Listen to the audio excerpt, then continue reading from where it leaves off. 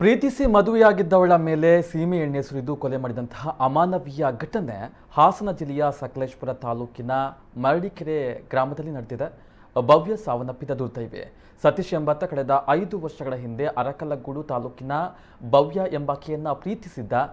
ಭವ್ಯ first PUC ಓದುವಾಗಲೇ ಪೋಷಕರ ವಿರೋಧದ ನಡುವೆಯೂ ಕಾಲೇಜನ್ನು ಬಿಟ್ಟು ಕೂಲಿ ಕೆಲಸ ಮಾಡ್ತಾ ಇದ್ದಂತಹ ಈತನ ಕೈಯನ್ನು ಹಿಡಿದಿದ್ಲು.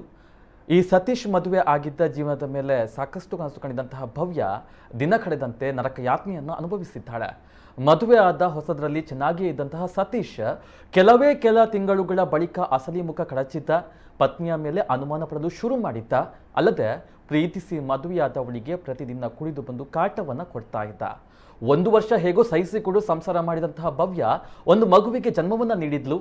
ಅದೇ ಮಗುವಿಗಾಗಿ ಗಂಡನ ಮನೆ ಬಿಟ್ಟು ಈಕೆ ಹೋಗಿರಲಿಲ್ಲ. ಆದರೆ ಸತೀಶ್ ಹೆಂಡತಿ ಮೇಲೆ ಸೀಮೆಎಣ್ಣೆಯನ್ನು ಸುರಿದು ಕೊಲೆ ಮಾಡಲು ಯತ್ನವನ್ನ ಮಾಡಿದ್ದಾನೆ. ಬಳಿಕ ಗ್ಯಾಸ್ ಲೀಕ್ ಆಗಿ ಬೆಂಕಿ ಹೊತ್ತಿಕೊಂಡಿದೆ ಅಂತ ಕಥೆಯನ್ನ ಕಟ್ಟಿದ್ದಾನೆ. ಅವತ್ತಿನಿಂದ 26 ದಿನಗಳ ಕಾಲ ಸಾವು ಬದುಕಿನ ನಡುವೆ ಹೋರಾಟವನ್ನ ಮಾಡ್ತಾ ಇದ್ದ ಭವ್ಯ ಈಗ ಸಾವಿನ ಮನೆಯನ್ನ ಸೇರಿದ್ದಾಳೆ. ಆದರೆ ತನಿಖೆ ನಡೆಸಿದಂತಹ ಪೊಲೀಸರು ಈತನನ್ನ ಬಂಧಿಸಿದ್ದಾರೆ.